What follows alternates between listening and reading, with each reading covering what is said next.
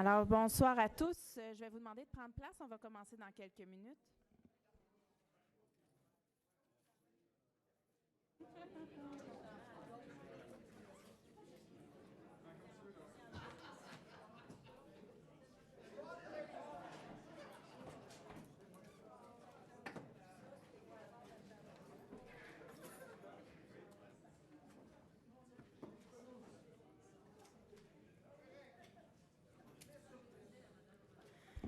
Alors, bonsoir à tous. Oh là là, je suis un petit peu trop proche, hein? Voilà. Alors, tout d'abord, permettez-moi de saluer les gens qui sont avec nous dans la salle, ceux qui nous écoutent en direct sur le web, mais également ceux qui vont écouter le conseil en différé. Alors, avant de commencer notre période, je vais demander à tout le monde de se lever. On va prendre un moment de silence.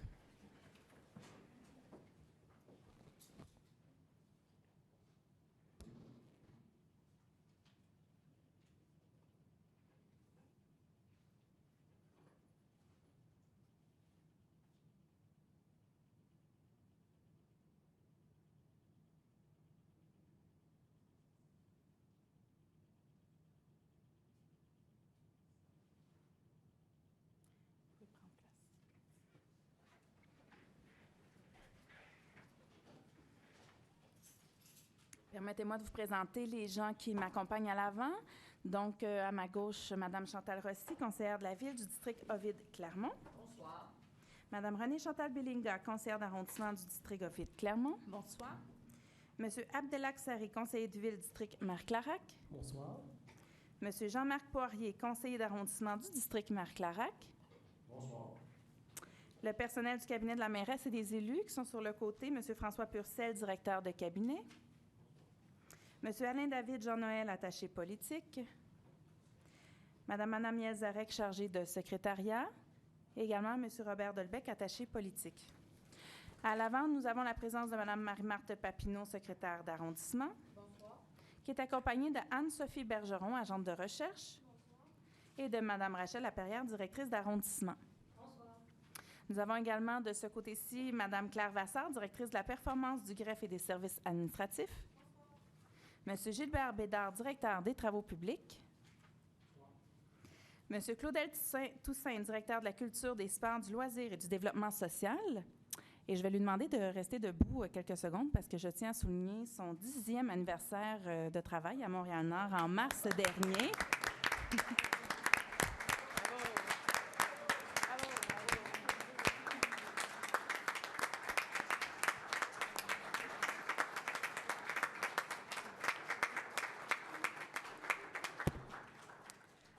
Alors, vous constatez que c'était une surprise. Constater que c'était une surprise. M. Toussaint ne le savait pas. Également, M. Jérôme Vaillancourt, directeur de l'aménagement urbain et des services aux entreprises. Et M. Daniel Bussière, chef de division relations avec les citoyens et communication. Nous avons également la présence de M. Miguel Alston, le commandant du poste de quartier 39, qui est avec nous ce soir. Et je tiens également à souligner la présence de Mme Paul Robitaille, la députée de Bourassa-Sauvé, qui est avec nous ce soir et qui va participer à notre rencontre. Merci beaucoup. Bonsoir.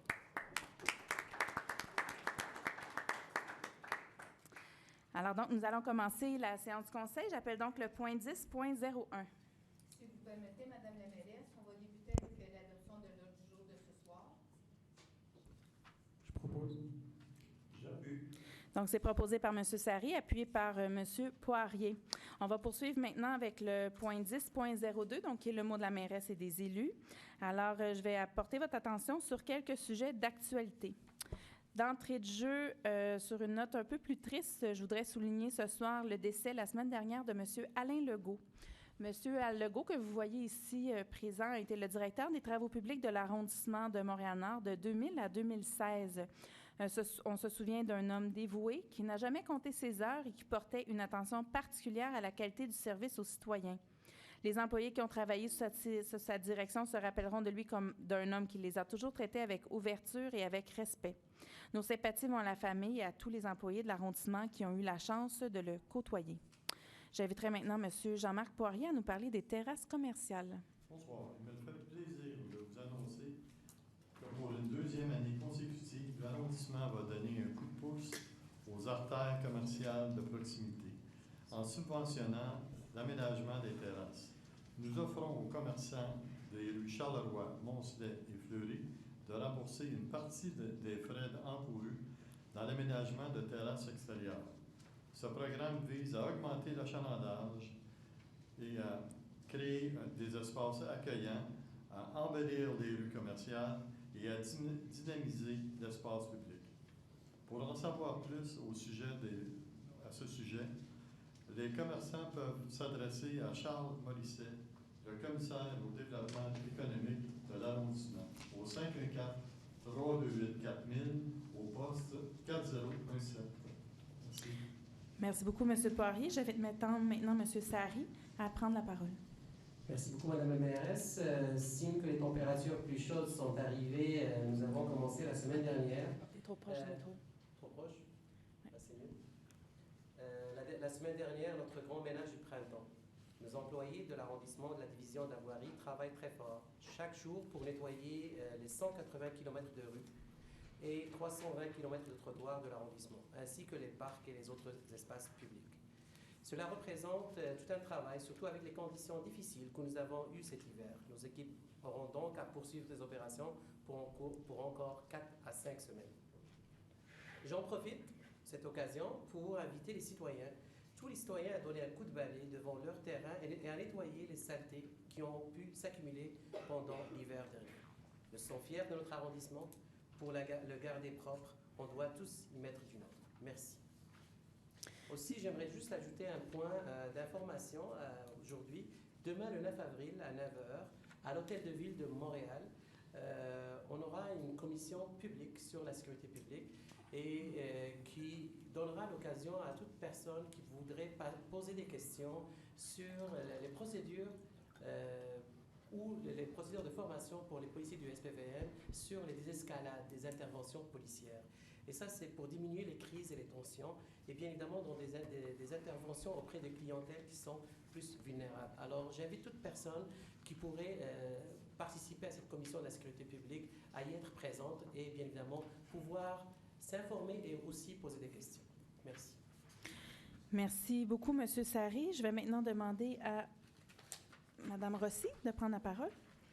Alors, nous aimerions féliciter le jeune basketteur Chris Boucher, qui a notamment grandi à Montréal-Nord. Il vient d'être nommé à la fois, et écoutez bien, là, il a été nommé à la fois joueur par excellence de la G-League et joueur défensif du circuit, la Ligue de développement de la NBA pour la saison 2018-2019. Alors, il est le premier joueur à remporter les 2 titres lors d'une même campagne, ainsi que le premier joueur international à être nommé joueur par excellence du circuit. C'est pas banal. Alors, Chris, bravo. Le conseil te dit bravo. Bravo à toi pour ton talent. Bravo à toi pour tes efforts. Mais surtout, bravo à toi pour ta persévérance. Merci beaucoup, Mme Rossi. Donc, j'aimerais poursuivre avec une excellente nouvelle. Donc, nous avons 6 finalistes qui représenteront Montréal-Nord au Gala des prix Estime de la Chambre de commerce de l'Est cette année. Félicitations à toutes et tous, et vous comprendrez que j'y serai le 2 juin prochain en présence de mes collègues pour les encourager. Alors donc, nous avons en nomination les outils Clartech dans la catégorie Entreprise exportatrice, Garage Mecno, catégorie Commerce de détail, Sécurité Centaure, catégorie Entreprise de services et de distribution, Veschel dans la catégorie Développement durable, M. Steve Boussiki, catégorie Jeunes leaders, et la dernière et non la moindre, notre directrice d'arrondissement, Mme Rachel Laperrière, dans la catégorie Leadership au féminin. Alors, on les applaudit pour leur nomination.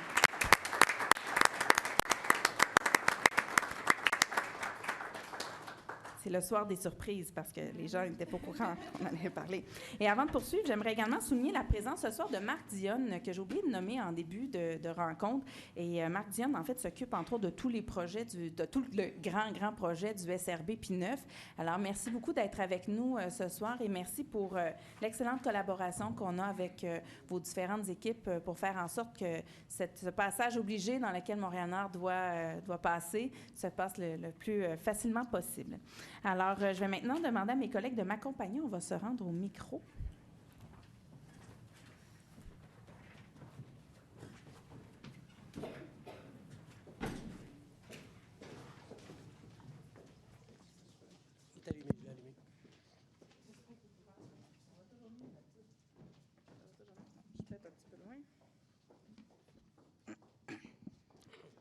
petit peu moins grande que M. Bédard. C'est pour ça.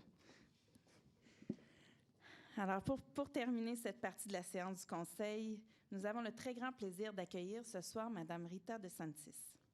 Mme DeSantis a été élue députée de Bourassa-Sauvé en 2012 et réélue en 2014. Au cours de son dernier mandat, elle a notamment occupé le poste de ministre responsable de l'accès à l'information et de la réforme des institutions démocratiques. Tout au long de ses mandats à titre de députée, Mme DeSantis a défendu les citoyens de Montréal-Nord avec un dévouement hors du commun. Son passage à l'Assemblée nationale a été marqué par une volonté inébranlable d'aider les gens moins bien munis face aux difficultés de la vie, par une volonté de donner un petit coup de pouce à celles et ceux qui ont besoin pour avoir, eux aussi, accès à une vie digne et heureuse. Cette volonté d'aider s'est bien évidemment manifestée dans son travail quotidien de député pour faire avancer les dossiers des citoyens de sa circonscription. Vous me direz que c'est là le travail de base de tous les députés. Mais Mme DeSantis apportait toujours à ce travail un soin supplémentaire et elle n'hésitait jamais à déployer tous les efforts lorsque le bien-être des gens de son comté était en jeu. Cette volonté d'aider qui caractérise Mme DeSantis, elle est aussi incarnée hors de nos frontières dans l'avancement de dossiers de grande importance. Que ce soit, par exemple, dans le dossier de la pénurie de médecins auprès du ministre de la Santé, Gaétan Barrette, dans le dossier du plan d'action collectif Priorité Jeunesse auprès du président du Conseil du Trésor, Martin Coiteux, ou du ministre des Affaires municipales, ou encore dans celui de l'accueil des migrants à l'été 2017, entre autres avec M. David Hurtel. On ne compte plus le nombre de fois où Mme DeSantis est intervenue auprès de ses collègues pour attirer leur attention, pour faire valoir les besoins de notre collectivité ou pour dénouer une situation. Signe de son attachement à notre communauté et de la fierté qu'elle porte à ses citoyens, Mme DeSantis ne manquait aucune occasion, lors de ses interventions au Salon Bleu de l'Assemblée nationale, pour véhiculer une image positive de notre arrondissement et de ses citoyens. Chère Rita, au nom des Nord-Montréalaises et des Nord-Montréalais, merci beaucoup, beaucoup, beaucoup pour tout ce que tu as fait à titre de députée de Bourassa-Sauvé. Je vais maintenant t'inviter, en mon nom personnel et au nom de mes collègues, à venir signer le livre d'or de l'arrondissement.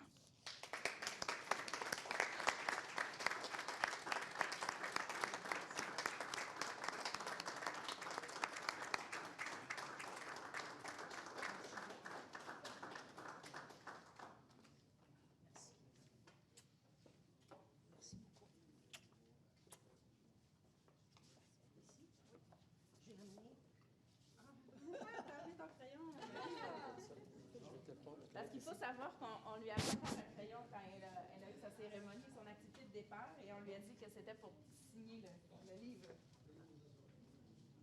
Est-ce que je peux écrire? Oui, bien sûr. Je me suis préparée. C'est ta page. Ce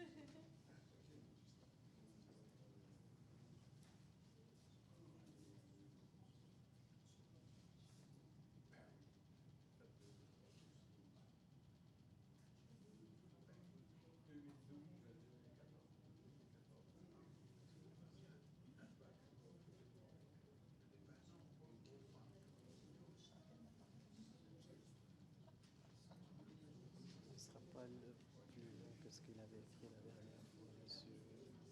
De la... Comment il s'appelle déjà? L'histoire, là. Il a écrit toute l'histoire. Il a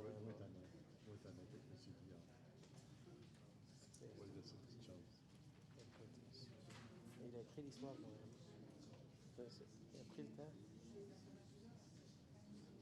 Mais on ne l'a pas lu, ce qu'il a écrit. Il faut qu'on aille voir. Peut-être qu'il nous a insulté un par un, puis on ne s'est même pas rendu compte.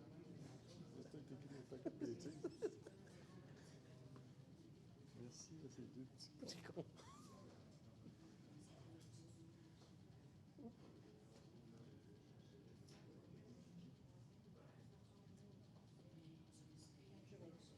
Non, non.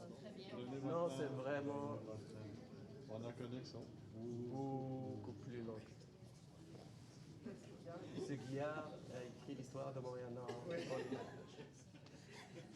Il a le record.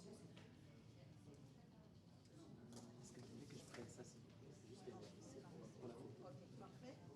Ça, c'est à moi. Ah oui, je vais tu gardes le stylo dans ta main. Garde le stylo de ta main. Ok, prends celui-là. Pas semblant. Photo. Oui.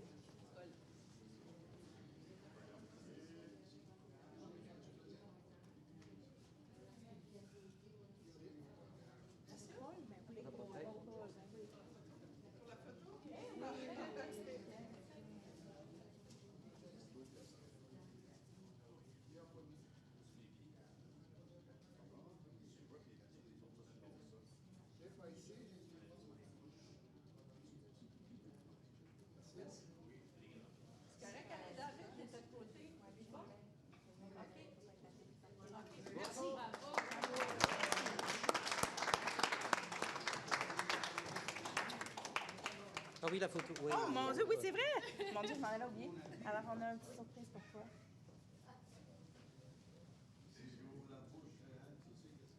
Ça se trouve être la déclaration que je viens de faire, qui a été mise par écrit, qu'on a signé les 5. Oh, c'est très, très beau. Et c'est très touchant. Ah oui, viens, si tu veux faire Est-ce un petit que- mot, t'as le droit. Ben oui. Bien sûr. OK, alors, vous savez, moi, je me prépare tout le temps.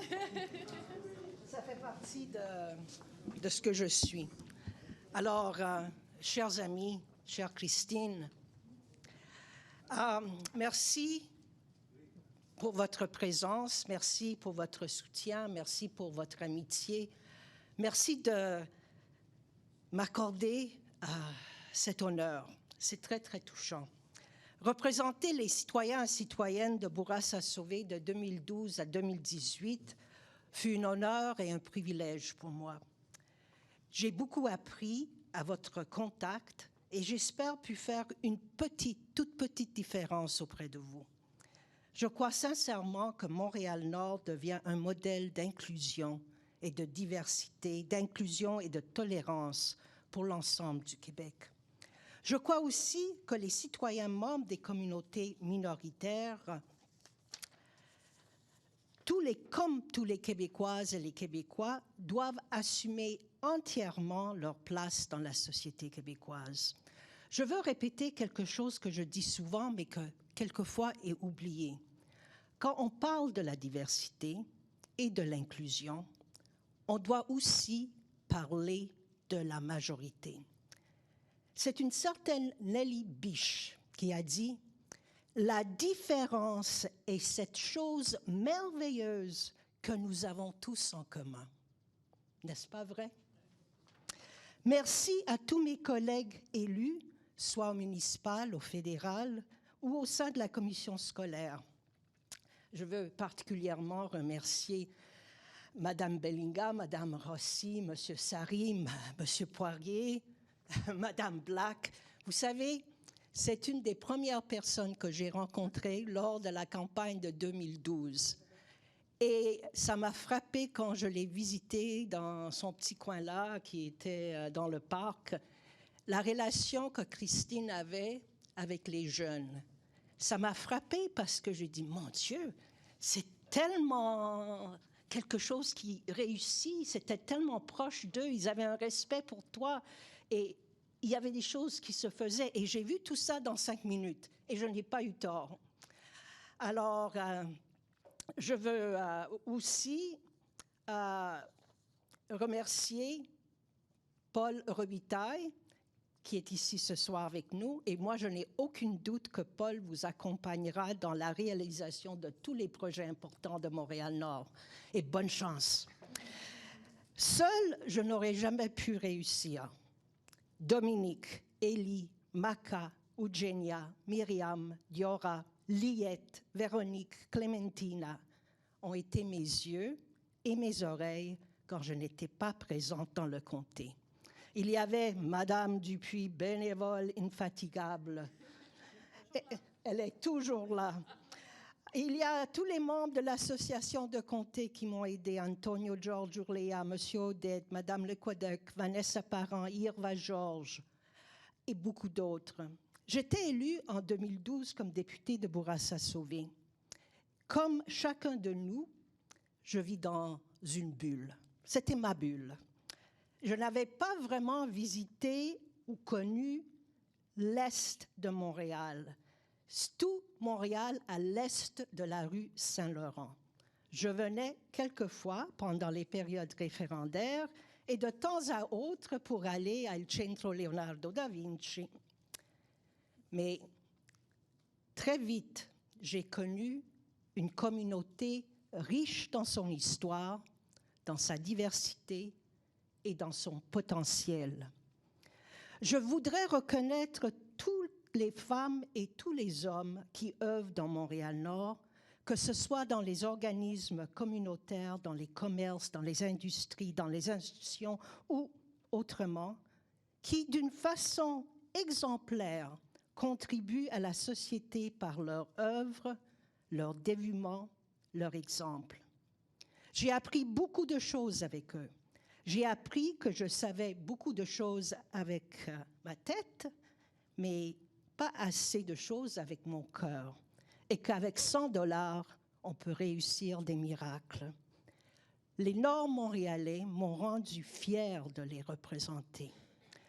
Je sais que je vais oublier beaucoup de noms, mais je tiens à embrasser tout particulièrement Rose André-Hubard, cette dame-là, Rachel Laperrière, Oscar Elimbi, Jean-Paul Guillard, Sergio Guterres, Abdel Rizi, Camilla, Brunilda, Ali Fali, Isabelle, Roger, Petit Frère, Guillaume André, Oda Essassi, José Houbertin, François Bérard, Linda Terrien, Dina Bonadonna, Micheline Cantave, Huguette Péloquin, Serif Damar, Julie Demers, Sheila Fortuné, Christine Gay, Franz Jacques, Stéphane Lamar, Williamson Lamar, Monsieur et Madame Lanctot, Sophie Lemay, Louis Pelletier, Silvia Lobianco, Palmina Penichella, Gaetana Colello, Claude Poirier, Joséphine Primiano, toutes les femmes du cercle des fermières. La première fois que je suis allée les voir, on m'a dit, mais on ne veut pas que vous nous parliez. Alors j'ai dit, OK, je ne vous parle pas, mais je vais vous visiter. Et j'étais tellement emballée par le travail que ces femmes font que j'ai acheté des nappes. Et je leur ai suggéré que dorénavant, ils devraient signer le travail qu'elles font parce que leur travail est magnifique, c'est des œuvres d'art. Maintenant, ils ne les signent pas, mais ils mettent une petite note que c'est fait par le Cercle des fermières de Montréal-Nord. Alors, je suis très fière d'eux. La liste est longue, très longue. Et c'est vrai, et je l'ai appris, tout seul, on peut aller plus vite. Mais c'est tous ensemble qu'on va aller beaucoup plus loin. Ne l'oublions jamais. Moi, je disais toujours à Noël qu'on devrait se regarder dans les yeux et se dire « Je t'aime ». Alors moi, je vous aime et je vous embrasse et merci beaucoup pour tout ce que vous m'avez donné dans les 6 ans que j'étais là parce que j'ai reçu beaucoup plus que j'ai pu donner. Merci beaucoup.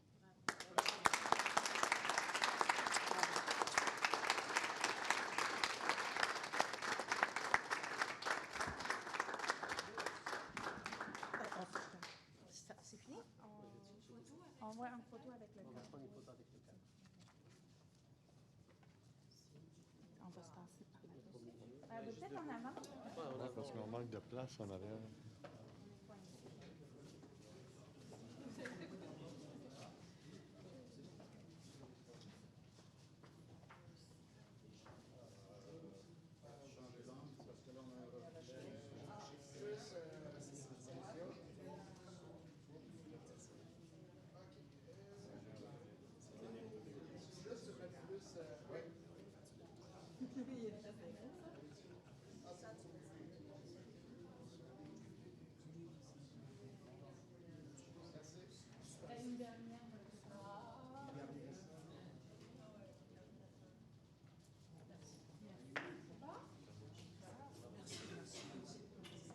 Vous avez beaucoup de travail à faire, je prends votre temps.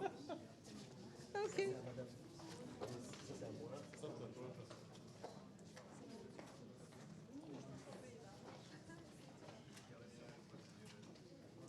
Alain?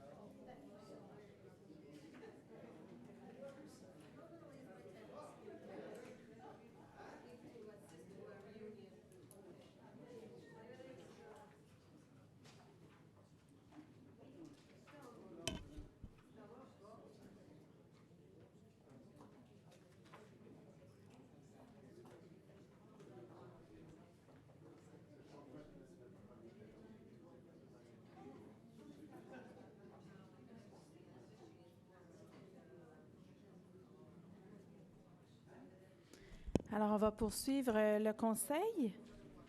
Donc, je vais maintenant inviter Mme Renée-Chantal Bellinga à prendre la parole si elle le souhaite.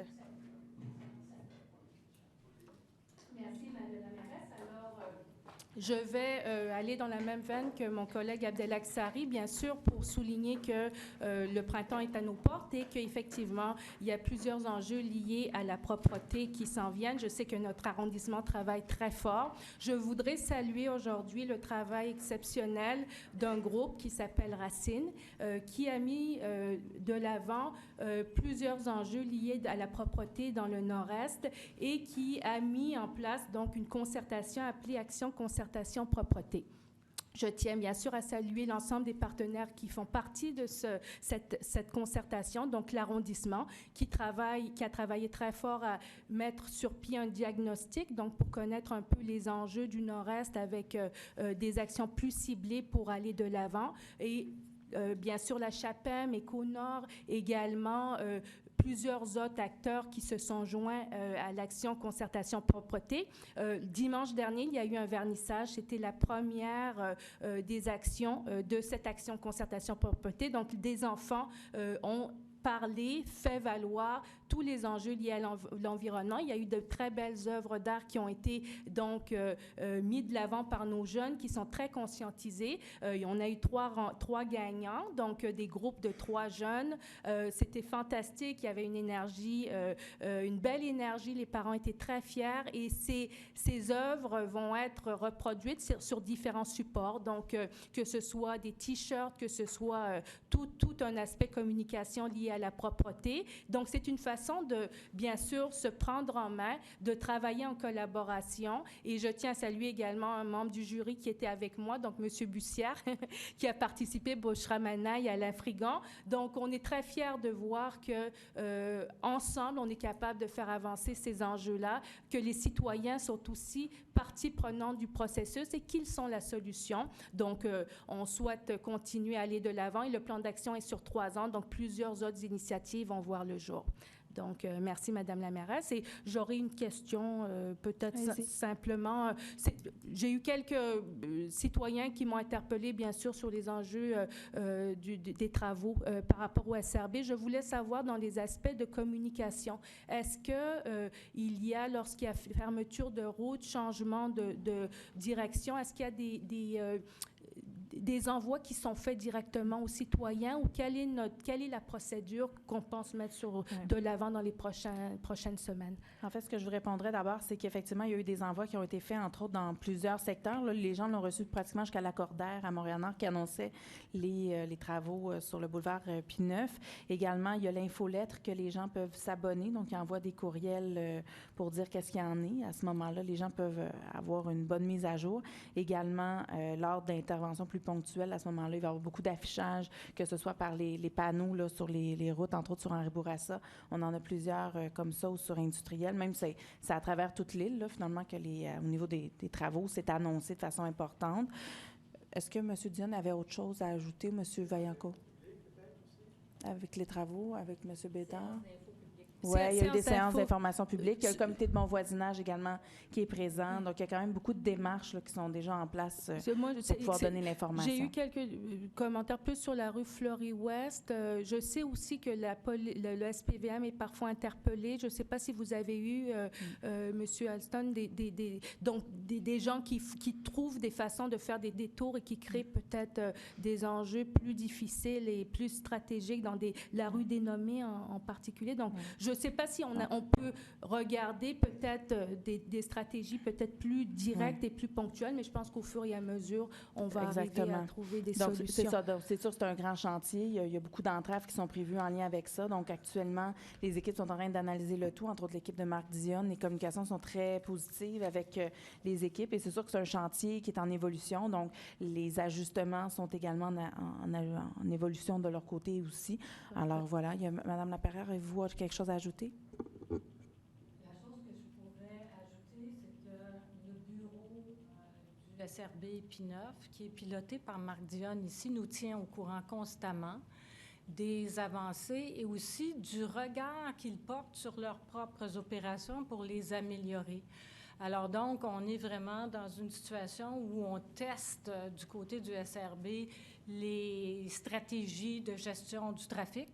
Et effectivement, vous avez raison, on s'ajuste au comportement des gens qui essaient de se passer ailleurs pour faire des détours. Alors, on doit s'ajuster à ça. On ne peut pas prédire ça, hein, ce n'est pas une science exacte. Tout à fait. Mais il y a effectivement, du côté de nos travaux publics et aussi de l'équipe du SRB, un regard attentif là-dessus pour éviter justement un encombrement dans des rues domiciliaires. Mais ça, on n'est pas à l'abri de la créativité des gens qui conduisent une automobile à 8 heures le matin. Et Mme Laperrière, si vous me permettez. Oui, ce serait la dernière question. Oui, concernant le 3-1, parce que là aussi, il y a eu des appels au 3-1, est-ce que nos équipes ont une fiche d'information qui permet peut-être de mieux répondre aux questions liées à cet élément? Je le crois bien. Je pourrais vérifier immédiatement avec Parfait. M. Dionne, parce que j'imagine que l'information a été transmise. Ouais, donc, Il y a des informations de transmises au 3-1. si c'est possible, M. Dionne, d'aller au micro à ce moment-là. Aller au micro. Oui, celui-là. En fait, les deux, ça fonctionne. J'ajouterais peut-être tout ce que vous venez de dire là, par rapport à l'observation de ce qui se passe en chantier. Effectivement, on essaie de porter un regard assez critique sur comment les choses se déroulent par rapport à ce qu'on croyait.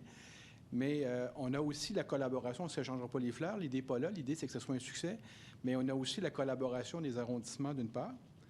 On a la collaboration de la STM là, qui, le long des détours bus, mobilise des chefs d'opération pour regarder comment les gens se comportent, comment la circulation se fait, et également de la part des postes de quartier. Donc, chacun des postes de quartier le long du projet participe à certaines rencontres où là, sur les artères où il y a une compétence d'arrondissement, bien, les policiers sont là, sachant que les automobilistes vont vouloir éviter P9, trouver des détours, peut-être ne pas respecter la signalisation. Donc, ça, c'est des choses qu'on constate régulièrement en chantier, qu'on anticipe et puis qu'on observe en ce moment en collaboration avec tous ces joueurs-là. Maintenant, en matière de... Là, la question, c'était sur la... En fait, L'information au 3-1. Oui, l'information 3.1, en général, les arrondissements ont des fiches de questions-réponses. La ville-centre également, parce qu'on ne sait pas où les gens destinent leurs questions, quelquefois aux arrondissements, quelquefois à la ville-centre. Lorsque les questions sont posées, bien, sont relativement bien maîtrisées par les fiches qui sont fournies par le projet de ces gens-là. Bien, l'arrondissement ou la ville-centre y répond directement. Dans le cas contraire, ce que les arrondissements font, s'ils n'ont pas l'information, c'est qu'ils l'acheminent. On a une espèce de point focal où l'ensemble de la communication se fait. C'est au service clientèle de la STM. Et là, le service clientèle de la STM a un petit peu plus d'informations, a plus meilleur contact, un meilleur mais meilleur accès aux agents de liaison qu'on a sur place ou encore aux membres du bureau de projet pour des questions plus spécifiques. Et puis là, c'est ce point focal-là de la STM qui destine la question à l'endroit le plus adapté. Merci. Excellent. D'accord. Merci beaucoup, M. Dionne, pour ce complément d'information. Avant de poursuivre, j'ai également demandé à M. Bédard de venir au micro, parce qu'aujourd'hui, on vit une situation un peu particulière avec la température, avec le verglas.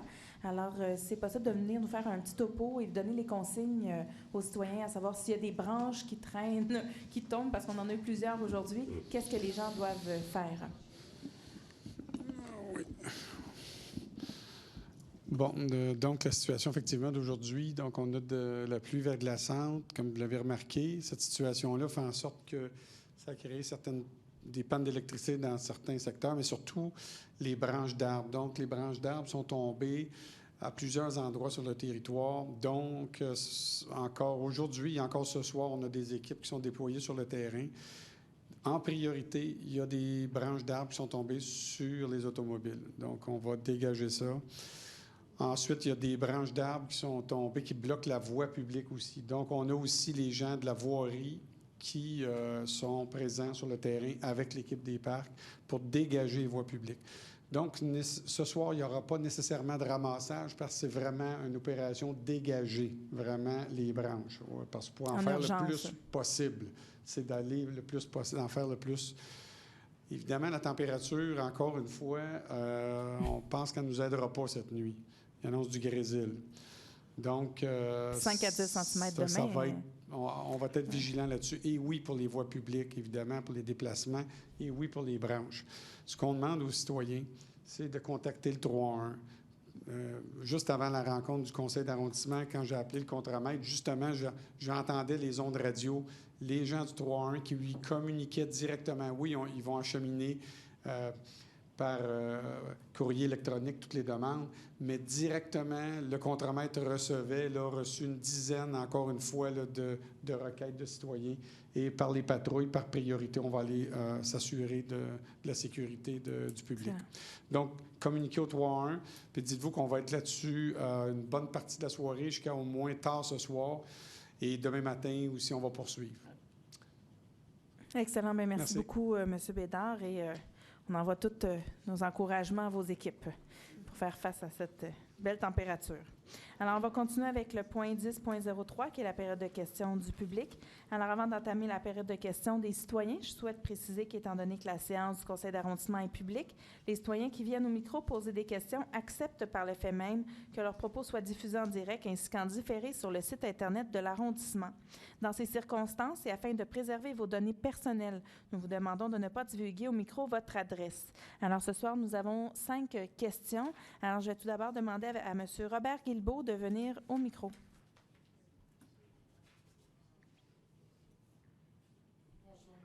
Bonsoir, M. Guilbeault. C'est un dossier qui me préoccupe. Oui. Le secteur Marie-Clarac. Est-ce qu'il y a des décisions qui ont été prises oui, suite à l'analyse et les consultations? En fait, donc par rapport à votre question, on s'est vu, nous, ça fait 3 semaines déjà. Hein? Le dernier conseil, quand même, ne date pas de très, très longtemps. Il y a une rencontre qui est prévue avec le comité de citoyens. M. Vaillancourt aurait la date, là, c'est dans les prochains jours, qui est prévue avec le comité de citoyens qui s'est rencontré, entre autres, pour se pencher sur cette question-là du secteur. Alors, déjà, on va faire une première étape avec eux pour annoncer finalement qu'est-ce qui s'en vient et par la suite avec en fait on va faire l'annonce en temps et lieu justement pour savoir qu'est-ce qui se passe suite à ça. Donc c'est une question de cascade là, d'annonce qui va se faire, mais dans les prochaines semaines c'est clair que ça va être fait. À part le comité, les gens, les citoyens qui sont présentés oui. à votre demande, tout à fait. Est-ce qu'ils vont être réunis en vue de connaître votre position? Absolument. Monsieur Vaillancourt, Madame Lapierre, vous avez un complément d'information? Oui, en fait, ce qu'on a recommandé à l'administration, c'est d'abord, dans un premier temps, de rencontrer le comité de citoyens, de tester avec eux les solutions qu'on met en place, ensuite de faire une séance d'information auprès du public du secteur, ceux qui avaient été réunis la première fois, pour faire en sorte de présenter les pistes de solutions qu'on met de l'avant. À court terme, je dirais qu'il y a des solutions qui vont être à court terme et d'autres à moyen terme, parce qu'il faut comprendre que dans ce secteur-là, c'est la Ville de Montréal qui, par exemple, est responsable de l'artériel. Alors, Henri Bourassa, Gouin, c'est la Ville-Centre qui est responsable. Donc, pour agir sur ces artères, ça nous prend l'autorisation de la Ville et avant d'enclencher des travaux, bien, il faut aller en appel d'offres après cette autorisation-là, aller en appel d'offres, octroyer un contrat et faire les travaux plus tard. Donc, il y a des choses qui vont pouvoir se faire plus vite que d'autres et on va présenter à ce moment-là le plan d'action que nous vous aurons recommandé, bien sûr, avant tout ça. Voilà. Mais le comité, la rencontre avec le comité est prévue quand? En fait, la rencontre avec le comité de citoyens, le petit comité, ça, M. Vaillancourt, vous avez la date, là, je ne sais pas. Ça, mais c'est ça, c'est en avril. Là. Je sais que c'était pas très pas très loin. Donc, par la force des choses, l'autre rencontre avec tous les citoyens va avoir lieu d'ici la fin du mois d'avril, ça va avoir été fait. Là. Je vous remercie. Oui. Merci. Alors, on va poursuivre maintenant avec Pierre Fridiner, voilà. Il y a des questions. Madame la mairesse. Bonsoir. Bonjour. Mon nom est Pierre Fridiner, donc je représente un organisme de développement, l'Agence de développement durable de Montréal Centre-Nord, et en même temps, je représente un bureau de projet. Donc moi, j'ai grandi dans Montréal-Nord, donc alors j'étais à l'international. Je suis en train de faire un retour, alors donc j'ai vu pas mal de progrès et au niveau de Montréal-Nord. Alors je me permets publiquement de vous féliciter pour votre excellent travail, ainsi de votre équipe des directeurs et directrices de l'arrondissement. Alors ma question est celle-ci. Donc c'est concernant justement les travaux de SRV P9. Je crois que j'ai pu entendre quelques éléments de réponse. Oui. Alors là, ce qui nous préoccupe, c'est surtout un manque de communication et de sensibilisation au niveau de la grande majorité des commerçants ainsi même quelques organismes, et même aussi certains citoyens se plaignent par rapport à leur stationnement dans leur maison. Donc, il y a un problème de manque de communication. Est-ce qu'il y a un mécanisme de coordination interpartenaire qui serait beaucoup plus transparent? Et puis en même temps, qu'est-ce qui est prévu en termes de compensation pour la majorité des commerçants qui ont des difficultés par rapport à ce grand projet, ce gros projet? Parfait. Bien, merci pour votre question. Donc, en fait, pour la première partie, je vous dirais qu'il y a déjà un grand bout qui a été répondu un peu plus tôt. Donc, il y a des mécanismes qui sont mis en place. Bien entendu, on invite les citoyens à s'informer aussi, hein, parce qu'il y a plusieurs plateformes, que ce soit dans le Guide de Montréal-Nord, que ce soit sur la page Facebook de l'arrondissement, la page web du SRB, également l'infolette qui peuvent s'inscrire, les avis qu'on envoie porte à porte. Donc, il y a quand même beaucoup de démarches déjà qui sont faites. Mais en même temps, on entend vos préoccupations là-dessus. On pourra voir de quelle façon on peut peut-être aller plus loin.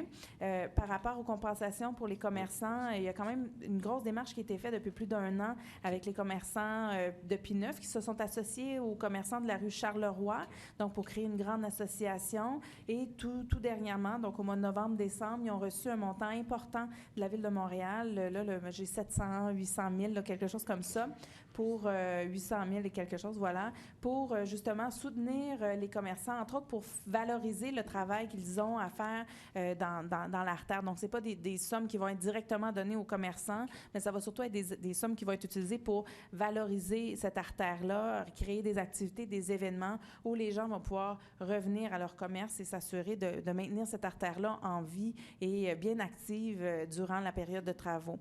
Alors, cette somme-là a été octroyée, ça fait déjà quelques semaines, et à moins que je m'abuse, là, la personne devrait être embauchée sous peu. Je regarde M. Vaillancourt là, qui me fait des signes de tête positifs. Donc, la personne devrait être embauchée sous peu par l'association pour nous permettre de pouvoir démarrer toutes les activités qu'il y a autour de P9. Donc, la démarche de soutien est déjà très, très avancée au niveau de Montréal-Nord. Néanmoins, au niveau des autres artères, je ne pourrais pas vous dire. Mais pour ce qui est de Montréal-Nord, on a fait beaucoup de travail en amont qui nous ont permis d'aller chercher ces sommes-là très rapidement et de pouvoir mettre en action tout très, très prochainement. Donc, il y a un processus qui est en marche en ce sens. Oui, absolument. C'est ça, comme je vous dis, il y a déjà des sommes qui ont été octroyées et il y a une personne qui va être embauchée. Donc, les commerçants de P9, la majorité sont très au courant. Et d'ailleurs, ceux et celles qui n'ont pas été, n'ont pas pu être partie prenante dans cette démarche-là, je les invite bien entendu à s'informer auprès de la Chambre de commerce, entre autres, et de la CEDEC, donc de la Corporation de développement économique et communautaire de Montréal-Nord, qui possède les informations pour pouvoir aider. Il y a également Mme Laperrière qui avait un complément d'information. Je voudrais rajouter qu'en plus, le programme de la Ville de Montréal prévoit de certains commerçants. Bien sûr, il faut qu'on ait une bonne idée de leur chiffre d'affaires. Donc, avoir accès aux livres pour être capable d'imaginer un remboursement, une compensation pour la perte de chiffre d'affaires. Bien sûr, ce sera après 1 an d'exercice du programme, mais c'est déjà prévu et c'est déjà annoncé. Donc, ça aussi, ça peut être diffusé comme information. Notre commissaire industriel, commissaire au développement économique, Charles Morissette, pourrait tout à fait donner aux personnes qui le souhaitent toutes les informations voulues sur les compensations qui sont prévues par la Ville. Okay, merci infiniment. Merci. Bonne journée. Bonne soirée. Donc, j'invite maintenant Mme Valérie Marilyn à venir au micro. Bonsoir, Mme Bonsoir. la mairesse, gens importants, citoyens. Je vais vous parler d'un sujet un peu moins glorieux que tous les gens que j'ai pu entendre ce soir, la brigade canine concernant les excréments de chiens. Est-ce que la brigade canine fait ses tournées en fonction des plaintes des citoyens envoyées peut-être au 311 ou elle fait ses tournées en fonction d'une fréquence qui est déjà installée ou instaurée régulièrement? C'est une très bonne question. Monsieur Vaillancourt, avez-vous l'information? Il y a juste une question. Il y a beaucoup de questions. Il y a beaucoup de questions. La première réponse, il y a une tournée systématique, effectivement, mais parfois on peut aussi répondre en fonction des plaintes. S'il y a des plaintes particulières, là, mais l'inspecteur, lui, a déjà son itinéraire. Est-ce que vous pourriez, s'il vous plaît, me donner un exemple d'une plainte particulière qui pourrait occurrer là, quotidiennement? Pour des excréments? Pour que la brigade canine puisse se Oui, déplacer. en appelant le dans 311, automatiquement, nous, on a la référence dans nos systèmes. Puis à ce moment-là, l'inspecteur canin ou l'inspecteur régulier peut le mettre dans sa visite, dans sa tournée. Mais il faut faire une plainte au 311. Donc, Il y en a si qui je en font comprends- directement à nos comptoirs, mais on veut essayer de centraliser par le 311 pour que ça puisse aller directement dans nos systèmes. Donc, si je comprends bien, sa tournée, de la façon qui fonctionne, c'est Il y a concernant par les plainte, plaintes. mais là. il y a aussi, on a des endroits, Ciblés, là. on les déclarera pas publiquement, là, mais il y a des endroits qu'on est habitué d'aller faire des visites. Là. Parfait. Certains parcs, entre autres. Excellent. Avez-vous Bien sûr. Ok. Avons-nous, pouvez-vous nous donner peut-être une idée de la fréquence de ces tournées-là qui sont systématiques? Bien, à partir du moment où l'inspecteur canin devient à temps plein, il en faisait quotidiennement. Là, il faut qu'on ouvre le poste parce qu'il a quitté. Puis en plus, l'autre inspectrice a été réquisitionnée par les travaux publics. Donc, on est en cours de main-d'œuvre. On est en recherche active de main-d'œuvre parce qu'on est toujours à court de. Il fallait que j'accuse mon collègue, là, mais j'en profitais. Mais c'est ça. Fait que là, on a une difficulté. Là, c'est nos inspecteurs réguliers qui font cette tournée-là. Fait qu'on essaie de les rendre systématiques, mais normalement, ça nous prend le patrouilleur régulier quand le printemps arrive puis le dégel arrive. Et l'été, il fait ses tournées. Excellent. Ou elle fait ses tournées, pardon. Alors, voilà. Donc, c'est ce qui m'a fait en question. De toute façon, on pourra se voir après sans problème. Merci. C'est ça, on va pouvoir prendre vos informations, Madame Marilyn. Alors, je vais maintenant demander à Madame Méo de venir au micro.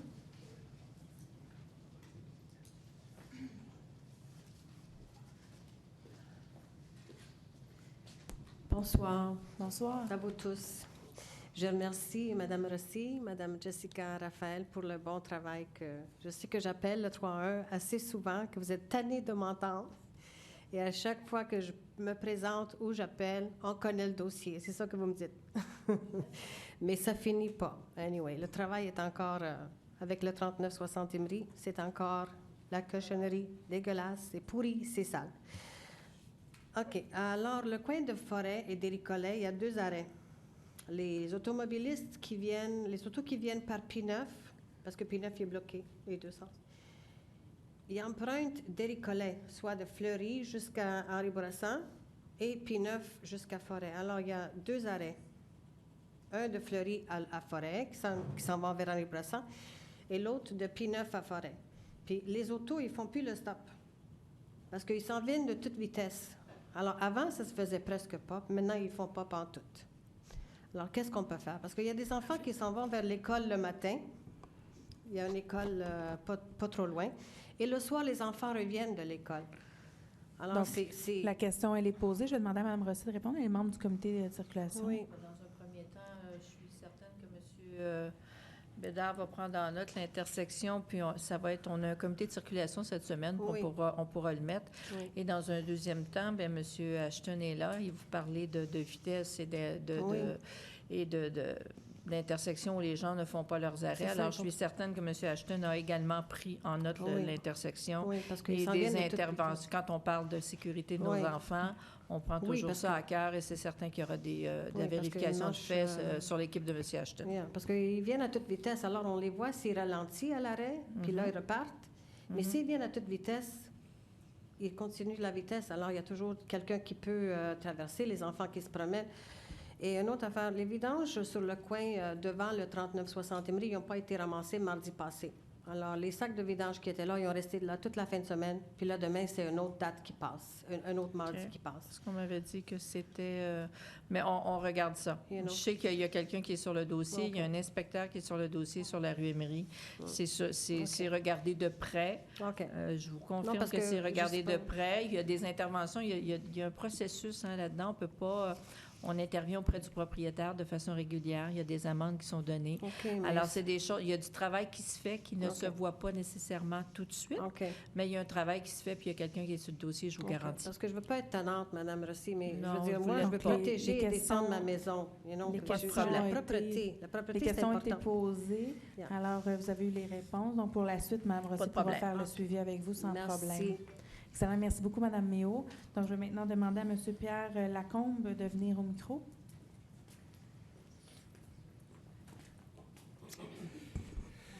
Bonsoir. Bonsoir, M. Lacombe. Bonsoir. Ma question concerne la circulation sur le boulevard P9. J'ai remarqué la semaine dernière qu'il y avait une présence policière à pied à chaque intersection, à partir d'Henri Bourassa jusqu'à Industriel, de policiers qui contrôlaient la circulation. Je me demande jusqu'à quand cette présence-là va être là. Bonne question. Là, je regarde mes collègues, savoir qui va se lever. Monsieur Dionne, voilà. Les policiers sont là en ce moment en lien avec le projet SRI-9. Et c'est la responsabilité du SPVM de désigner les agents aux périodes requises et pour la durée requise, de manière à s'assurer que la fluidité est optimale sur le boulevard P9. Donc, nous, on a des échanges avec le SPVM depuis le début de la phase de planification du projet. Et puis, ce qu'on anticipe, c'est qu'ils soient présents à tous les carrefours, peut-être pas tous les carrefours, mais tous les carrefours importants durant certainement les 3 premières années de travaux. Donc, ils sont là de façon certainement plus assidue depuis quelque temps parce qu'on vient de débuter la première grande phase de construction. Peut-être que leur présence va un peu s'alléger, mais il faut penser qu'ils vont être présents durant les 3 prochaines années. Ma seconde question, en tant que citoyen, payeur de taxes, vous ne croyez pas qu'il y aurait lieu de former des personnes pour remplacer ces policiers qui ont reçu une formation à faire autre chose que de pitonner sur un bouton? Et il y a des citoyens, je pense, qui seraient très agréables et très enthousiastes de recevoir un salaire au tiers horaire des policiers. Vous n'avez pas pensé à ça? Alors, Monsieur Lacombe, pour votre question, c'est M. Sarry qui va répondre. On se rappelle qu'il est vice-président de la Commission de la sécurité publique qui va pouvoir vous répondre. Je peux me permettre de répondre à cette question qui est très pertinente. Je suis tout à fait d'accord avec vous, oui. Cependant, en 2017, il y a eu un changement dans la convention, dans la nouvelle convention des policiers du service de police de la Ville de Montréal. Et dans cette convention, maintenant, on a la possibilité d'avoir des cadets sur les chantiers. Alors, ce qu'on appelle des interventions dans les artères commerciales. Alors, à ce niveau-là, je pense que votre intervention est très pertinente. Aller jusqu'à dire on peut donner ça aux citoyens, c'est un peu, je pense un peu pour moi, un peu trop loin. Mais par contre, oui, il y a des cadets qui peuvent faire ce genre d'intervention. Et je suis tout à fait d'accord avec vous sur ce point-ci. Alors, on le partage pas mal, oui. Et ça, c'est encore une fois, c'est pas un projet d'arrondissement, quoi que ce soit. Ça n'a pas été commandé par l'arrondissement. C'est un projet quand même qui vient au niveau de la centrale. Et c'est quelque chose que je pourrais bien évidemment partager. Non, mais il reste quand même que le projet SRB-P9, c'est pas un projet qui est tombé du ciel dans les derniers mois. C'est un projet qui date de plusieurs années. Il me semble que ça aurait dû être prévu. Autre question. Ce matin, rapidement, parce que vous avez officiellement besoin... questions, madame. Je vais aller très rapidement. Très rapidement. Ce matin, il pleuvait. Est-ce que c'est envisageable d'avoir des abribus pour les personnes là, qui attendent l'autobus dans le terre-plein? Sur P9? Sur P9. Il n'y a pas d'abribus pour les gens qui attendent là, dans le terre-plein. Est-ce que c'est envisageable, prévu qu'il y ait des abribus? On prend l'information. C'est certain qu'à terme, dans le SRB, il y en aura dans le centre, on le sait, hein, et ça sera tout réaménagé, donc ce sera plus facile. Pendant la durée des travaux, on prend l'information, on va voir qu'est-ce qui peut être fait. Deux petites questions, vous avez prévu rapidement, M. Lacombe, parce qu'en principe, vous avez juste droit à une question, puis une question. Je ne veux pas abuser de mes privilèges de citoyen. Comme on n'a pas beaucoup de questions ce soir, j'en prends une dernière seulement. Vous avez prévu une rencontre avec les citoyens au sujet de la situation du quartier Marie-Clarac. Oui. Vous avez parlé d'un comité citoyen. Est-ce que c'est la rencontre prévue avec M. Sarry mercredi prochain? Non, pas du tout. Alors, il y a un comité citoyen qui existe? Il y a un comité citoyen qui existe, qui a été mis en place, ça fait plus d'un an et demi, je regarde Mme Laperrière, ça fait un certain temps qui avait été mis en place. Ça avait été un appel qui avait été envoyé. Mme Laperrière, vous des détails là-dessus. Et dans le fond, ce sera ce comité-là qu'on va rencontrer. À l'époque, il y avait un appel de candidature qui avait été publié dans le journal et qu'on avait relayé aussi sur le compte Facebook de l'arrondissement. Et il y avait des gens qui avaient donné leur nom pour faire partie de ce comité. Et c'est depuis ce temps-là que le comité s'active. Il y a eu plus de rencontres l'année dernière qu'il y en a eu cette année. Puis l'année vient de commencer. Ouais. Alors, c'est ce qui met fin à votre période de questions, M. vous Lacombe. avez prévu une Monsieur- rencontre avec les citoyens avant qu'une décision finale Monsieur, soit... Monsieur Lacombe, c'est ce qui complète la période de questions. Si vous avez d'autres questions, on sera disponible pour vous les répondre plus tard. Bon, d'accord. Merci. Merci, madame. Alors, on va prendre en fait une petite pause de 1 minute, juste 1 minute. On suspend pendant 1 minute. Merci.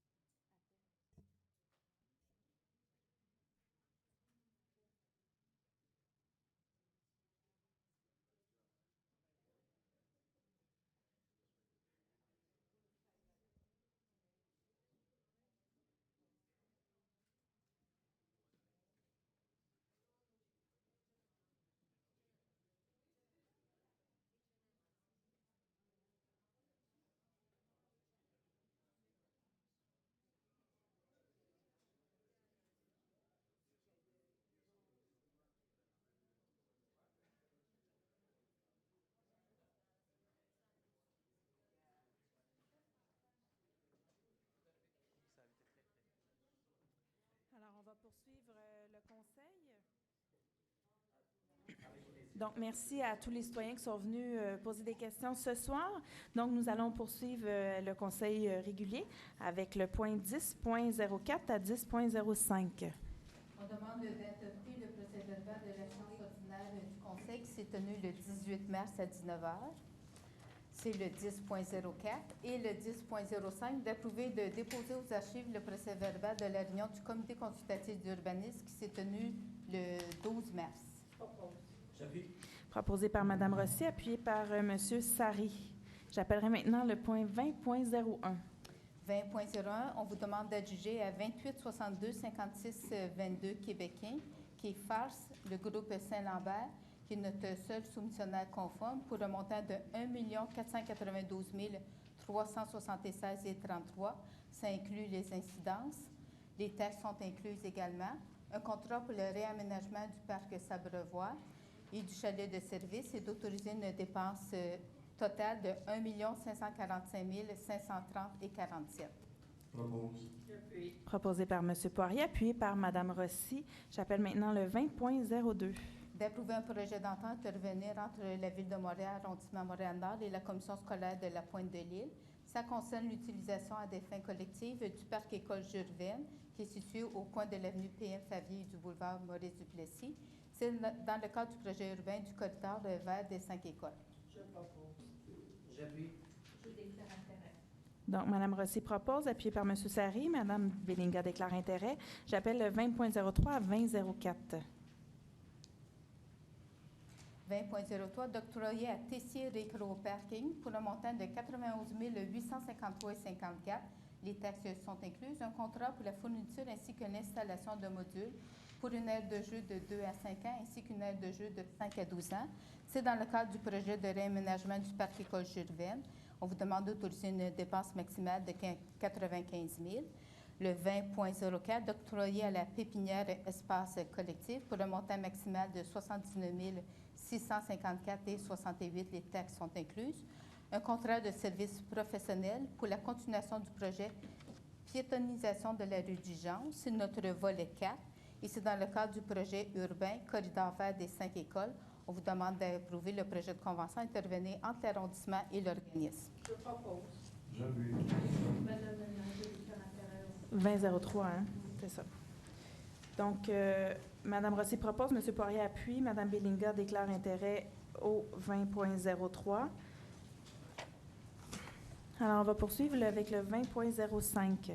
20.05, d'octroyer à Hypertech System pour un montant maximal de 25 066 et 66. Les taxes sont incluses. Un contrat pour l'acquisition de 2 serveurs ainsi que 10 disques SSD. J'appuie. Proposé par M. Sarri, appuyé par Mme Bellinga, le 20.06. D'octroyer à l'Institut Pacifique pour un montant de 4 602,54. Les taxes sont incluses. Un contrat de service pour l'animation, la gestion ainsi que l'entretien de la Joujutec, qui est sur la rue partagée de Dijon. C'est dans le cadre du projet Corridor vert des 5 écoles et du programme Priorité Jeunesse. On vous demande d'approuver le projet de convention intervenir entre l'arrondissement et l'Institut. Proposé par M. Poirier, appuyé par Mme Rossi, le 20.07. D'accorder une contribution financière totale de 104 777 aux organismes suivants, soit une somme de 68 777 à Entre Parents de Montréal-Nord pour le projet Accès 0,5 ans, ainsi qu'un montant de 36 000 à la coopérative de solidarité multisport pour le projet Certification et engagement jeunesse Montréal-Nord. On vous demande d'approuver le projet de convention intervenir entre l'arrondissement et les 2 organismes. Et le tout est dans le cadre de la politique de l'enfant de la Ville de Montréal, de l'entente administrative sur la gestion des fonds québécois d'initiative sociale au titre des Alliances pour la solidarité, ainsi que du programme Priorité Jeunesse de l'arrondissement. Je propose, j'appuie. Proposé par Mme Rossi, appuyé par Mme Bellinga. J'appelle maintenant le 20.08 au 20.10. 20.08, d'accorder une contribution financière de 78 774 aux Fourchettes de l'Espoir afin de donner une première expérience d'emploi à des jeunes du secondaire ou éloignés du marché du travail par le programme de brigade de propriété de 6 cours d'école, le nettoyage de terrains privés en façade de bâtiments de certaines rues, ainsi que la plantation d'arbres sur des terrains privés. Le tout va se dérouler du 1er mai au 30 novembre 2017.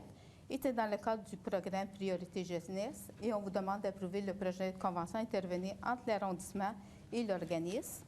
20.09, d'accorder une contribution financière de 70 000 à Café Jeunesse Multiculturel pour la réalisation des activités du projet Travail de rue 2019 et c'est dans le cadre du programme montréalais de la prévention de la délinquance et de la violence chez les jeunes ainsi du programme Priorité Jeunesse de l'arrondissement année 2019. On vous demande d'approuver le projet de convention intervenir entre l'arrondissement et l'organisme. 20.10, d'accorder des contributions financières totalisant 33 972,50 pour les écoles primaires et secondaires publiques de Montréal-Nord. C'est pour la tenue des activités parascolaires pour l'hiver 2019. C'est dans le cadre du programme Priorité Jeunesse. C'est proposé par Mme Rossi, appuyé par M. Sarri. Et je déclare intérêt au point 20.08. Et Mme Bellinga. Et je déclare intérêt au point 20. Parfait. Donc, on voit actuellement les activités parascolaires, donc 33 972 à 14 écoles primaires et 4 écoles secondaires.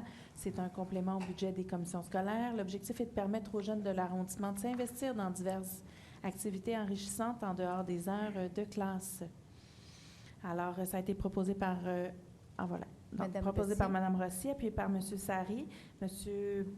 Poirier déclare intérêt à 20.08 et Mme Bellinga au 20.10. J'appelle maintenant le 2011 à 2012. 2011, on vous demande d'accorder une contribution financière de 27 840 à Sauverdy. C'est pour la plantation de 450 arbres sur des terrains privés. C'est dans le but de contribuer à augmenter l'indice canopé. On vous demande d'approuver le projet de convention intervenir entre l'arrondissement et l'organisme. 20.12, d'accorder une contribution financière de 10 000 à l'école secondaire Calissa-la-Vallée. C'est pour la réalisation d'un jardin communautaire. On vous demande également d'approuver le projet de convention intervenir entre la Ville et l'arrondissement Montréal-Nord et l'école. Je propose. J'appuie. Et je déclare intérêt au point 20.12. Donc, M. Sari propose, Mme Rossi appuie, Mme Bilinga déclare intérêt au 20.12. J'appelle maintenant le 20.13.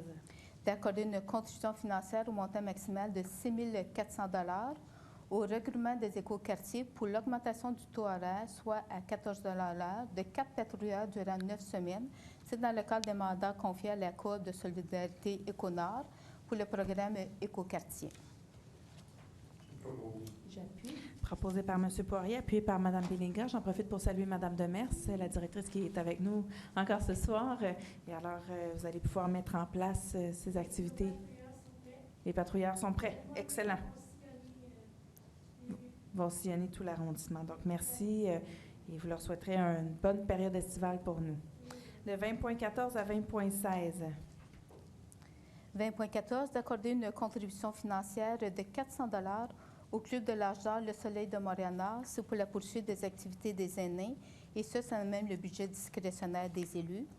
20.15, d'accorder une contribution financière de 200 $ à Saint-Michel-Vie sans frontières. C'est pour la poursuite des activités pour les familles, les aînés et les personnes à mobilité réduite, et c'est à même le budget discrétionnaire des élus. 20.5, d'aliéner 60 ordinateurs de bureau, 7 ordinateurs portatifs, 2 serveurs, 33 moniteurs, 19 imprimantes, 22 téléphones IP, 2 UPS, 10 périphériques divers. C'est dans le cadre de l'entente avec l'organisme Ordinateurs pour les écoles du Québec. Je propose. J'appuie. Donc, c'est proposé par M. Sari, appuyé par M. Poirier, le 30.01 à 30.02. D'approuver et déposer le rapport mensuel en date du 28 février 2018, c'est le 30.01. Le 30.02, d'approuver et de déposer le rapport sur l'exercice du pouvoir délégué en date du 28 février 2019. Propose. J'appuie. Proposé par M. Sari, appuyé par M. Poirier. J'appelle maintenant le 30.03. D'approuver et de déposer la reddition de comptes pour l'année 2018 dans la gestion des contingences, des variations de quantité, des frais incidents et des déboursés dans les appels d'offres et les contrats. Je propose. J'appuie. Proposé par M. Sari, appuyé par Mme Bilinga, le 30.04. De reconduire la reconnaissance ainsi que le soutien pour la période d'avril 2019 à avril 2022 à la Maison des Jeunes L'Ouverture, c'est à titre de partenaire de mission complémentaire. Propose. J'appuie. Proposé par Mme Rossi, appuyé par M. Poirier. J'appelle maintenant le 40.01 à 40.03. 40.01, de donner un avis de motion, de présenter et de déposer en vue d'adopter une séance ultérieure le projet de règlement RGCA 19-10-001-1 qui modifie notre règlement sur les tarifs exercice 2019. 40.02, d'adopter le premier projet de résolution PP-037 afin de permettre la démolition, le lotissement ainsi que la construction de 4 bâtiments résidentiels multifamiliaux isolés totalisant 32 logements. C'est sur les lots 1 845 549 du cadastre du Québec et c'est en vertu de notre règlement sur les projets particuliers de construction, de modification ou d'occupation d'un immeuble. C'est un projet au coin de l'Archevêque et Henri Bourassa. 40.03, d'adopter le règlement RGCA 05-10-006-010 qui modifie notre règlement du conseil d'arrondissement sur la délégation de pouvoir aux fonctionnaires et employés. Ça concerne le traitement des plaintes qui ont été reçues en vertu de la loi sur l'autorité des marchés publics. Je propose. J'appuie. Proposé par M. Poirier, appuyé par M. Sari. J'appelle maintenant le 40.04. D'adopter le règlement RGCA 08-10-007-2 qui modifie notre règlement relatif à l'occupation du domaine public afin de modifier différentes dispositions applicables. Propose. J'appuie. Proposé par M. Poirier, appuyé par M. Sari. Je passe maintenant au 40.05. De statuer sur une recommandation du comité consultatif d'urbanisme, soit de permettre un garage isolé dans la marge avant et dans la marge latérale, un dégagement entre le garage isolé et la ligne de l'eau avant de 0 m au lieu de 2 m, un dégagement entre le garage isolé et la ligne de l'eau latérale sud de 0,48 m au lieu de 1 m, et ça concerne le 11 530 avenue Joseph Boyer, et c'est en vertu du règlement sur les dérogations mineures. Je propose. J'appuie. Proposé par Mme Rossi, appuyé par Mme Bilinga. On passe maintenant au 40.06 à 40.09. 4006, de statuer sur une recommandation du comité consultatif d'urbanisme, soit de permettre une marge avant à 3,24 mètres au lieu de 4,5 mètres, que la façade principale ne soit pas alignée sur la rue la plus importante du réseau routier, ainsi que la superficie du deuxième étage soit à 75 du premier étage au lieu de 80 Ça concerne le 12 191 boulevard Sainte-Gertrude et c'est en vertu du règlement sur les dérogations mineures. 4007, de statuer sur une recommandation du comité consultatif d'urbanisme, soit de permettre une marge avant de 2,74 mètres au lieu de 4,5 mètres. Ça concerne le 4162 rue Larrivée et c'est en vertu du règlement sur les dérogations mineures. Le 4008, de statuer sur une recommandation du comité consultatif d'urbanisme, soit de permettre la modification de la façade avant. Ça concerne le revêtement et c'est en lien avec l'agrandissement de la résidence familiale qui est située au 5960 boulevard Gouin. Si vous me permettez, oui, allez-y pour finir. Et c'est en vertu du règlement relatif au plan d'implantation et d'intégration architecturale. Parfait. Donc, on a une image juste ici de ce que ça aura l'air. Et le 40.09, de statuer sur une recommandation du comité consultatif d'urbanisme, soit de permettre l'agrandissement du bâtiment familial par l'ajout d'un étage, et ça concerne le 12 191 boulevard Sainte-Gertrude, et c'est en vertu du règlement relatif au plan d'implantation et d'intégration architecturale. J'appuie. Proposé par M. Poirier, appuyé par M. Sarry. J'appelle maintenant le 4010 et 4011. On vous demande de statuer sur une recommandation du comité consultatif d'urbanisme, soit de permettre la construction d'une habitation unifamiliale isolée et de 2 habitations unifamiliales jumelées sur les lots 1 173 709 et 1 173 710 du cadastre du Québec, et c'est en vertu de notre règlement relatif au plan d'implantation et d'intégration architecturale. Alors, on a une image ici. Alors voilà, c'est sur la rue Bruxelles.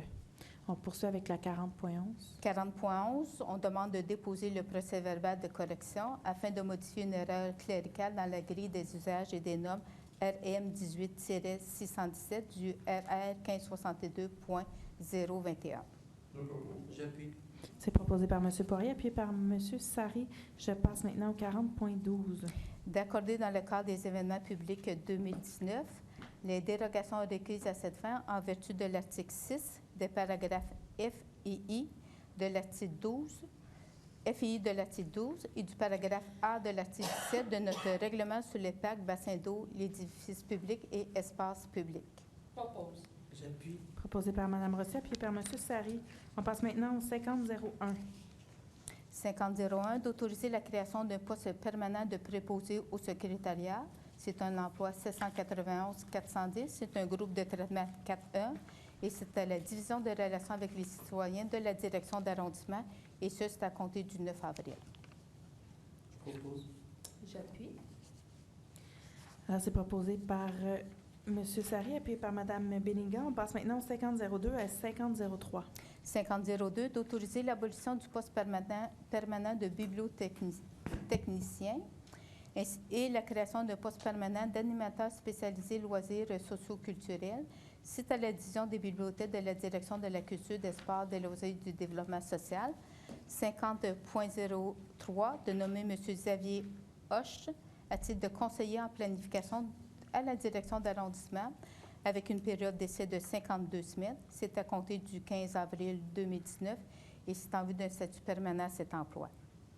Je propose. J'appuie. Alors, c'est proposé par M. Sarry, appuyé par M. Poirier. Donc, j'aimerais saluer M. Horps qui est avec nous ce soir.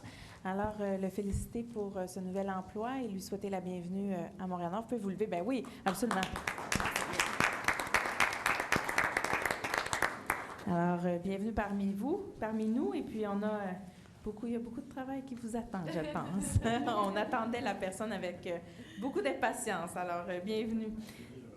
Fini, ouais. Alors, 5101. On demande de renouveler la nomination de Mme Carmel Antoine Bessard à titre de membre du comité consultatif d'urbanisme pour une période de 2 ans. Alors, c'est proposé par M. Poirier, puis par Mme Rossi. Alors, non, c'est ça, on la salue tout de même. Là, elle est déjà membre du CCU, elle est très impliquée à Montréal-Nord. Alors, On la remercie également. Donc, c'est ce qui met fin au point. On va passer maintenant aux différentes activités dans l'arrondissement dans sport loisirs. Donc, les inscriptions pour la session d'été, c'est sur il y a des inscriptions en ce moment en ligne. Également, le mardi 23 avril à 13h30 au vendredi 31 mai à 21h. Donc, les inscriptions se font en personne au Centre des loisirs. En fait, c'est en ligne dans ces dates-là et les inscriptions en personne, les dates sont à préciser. Alors, toutes les informations sur les cours et les horaires sur notre site sous l'onglet « Activités et loisirs ». Voilà. Les camps de jour d'été, les inscriptions sont actuellement en cours. Le programme Horizon Jeunesse, les coordonnées sont là. Également, les fourchettes de l'espoir. Donc, les camps de jour ont lieu du 25 juin au 16 août. Le coût est de 15 $ par semaine par enfant. Au niveau des événements culturels, nous avons à la Maison culturelle et communautaire plusieurs activités de musique. Donc, Autonomogatari, voilà, pour les 10 ans et plus, le 11 avril. Stylus Fantasticus, Ensemble contemporain de Montréal, le 13 avril. Ma petite quincaillerie musicale pour les 2 à 10 ans, le 14 avril. Angélique Francis, auteur-compositeur, interprète, le 26 avril. Également du théâtre, Dis merci et recettes infaillibles. Donc, toutes les informations sont sur notre site web. Également en art visuel, donc les métiers, c'est des expositions toujours à la Maison culturelle et au Rigaud. Également en cinéma, Emma Peters le 23 avril.